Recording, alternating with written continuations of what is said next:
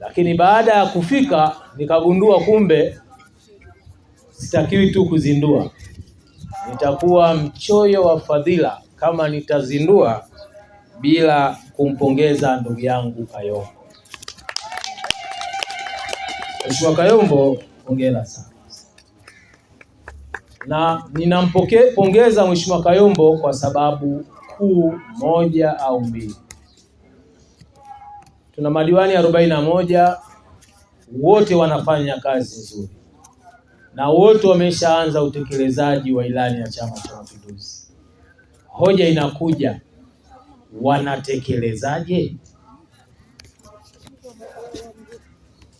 Kayombo hakusubiri bajeti ya serikali, na tumezoea sana watu wakisema Daktari Samia kafanya, sijui mbunge kafanya, au mtu atauza, wewe unasema amefanya, wewe umefanya nini? Kayombo ameonyesha amefanya ndani ya siku chache kabisa.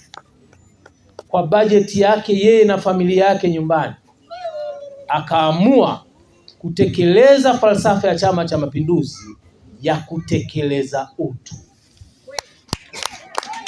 Alichokifanya Mheshimiwa Kayombo, amefanya kazi na utu, kama falsafa yetu inavyosema, kazi na utu. Ule sasa ndio utu, kwa sababu angesubiri bajeti akasimamia bajeti angekuwa amefanya kazi.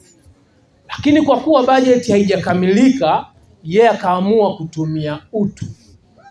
Sasa ule aliotekeleza ndio utu tunaousema.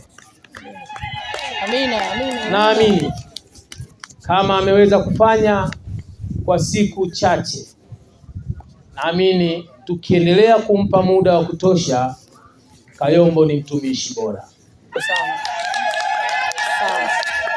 Mambo haya tumezoea kuyaona wakiyafanya wabunge. Kiukweli mimi vitu kama hivi huwa nategemea nikija kwenye dhifa za wabunge na mzee Chinyele na wabunge wengine, ndio huwa nikitegemea nione vitu vikubwa kama hivi.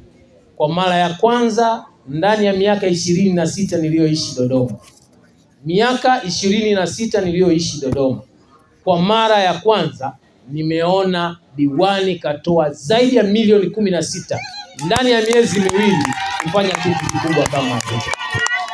Nirudie kukupongeza sana Mheshimiwa Kayombo, na nikwambie Mheshimiwa Chinyele, huu ni mkono wako mmoja wapo. Huu ni mmoja wa viungo vyako, naamini ukivitumia vizuri itakuwa ni sehemu bora ya utekelezaji wa ilani ya Chama cha Mapinduzi katika jimbo letu la Dodoma mjini. Ndugu zangu, tuko hapa kwa ajili ya shughuli maalum, shughuli ambayo ameifanya ndugu yetu Kayombo, shughuli adhimu.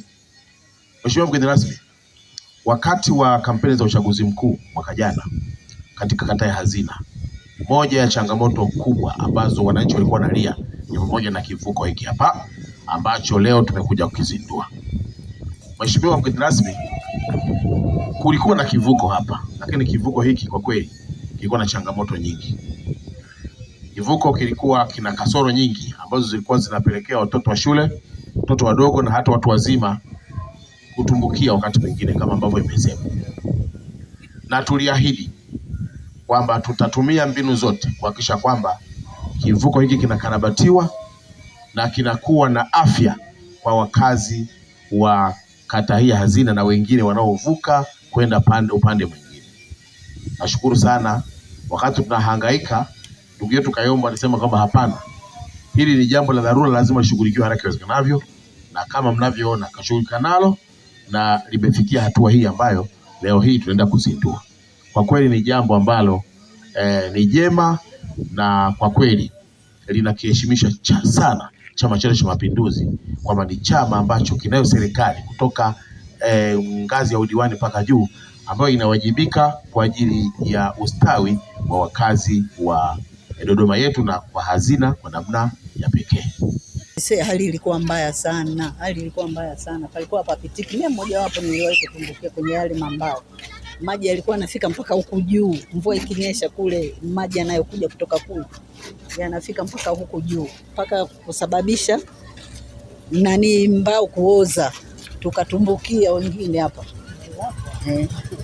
lakini sasa tunapita kwa raha. Tunamshukuru sana Kayombo sana, zaidi ya sana. Sisi wazee tunapita kwa raha, tunajinafasi, tunafanya kupishana. Zamani ilikuwa hata kupishana mpaka ukae kwanza, vijana wanakuja kwa nguvu huko, wewe unajibanza usije ukaanguka.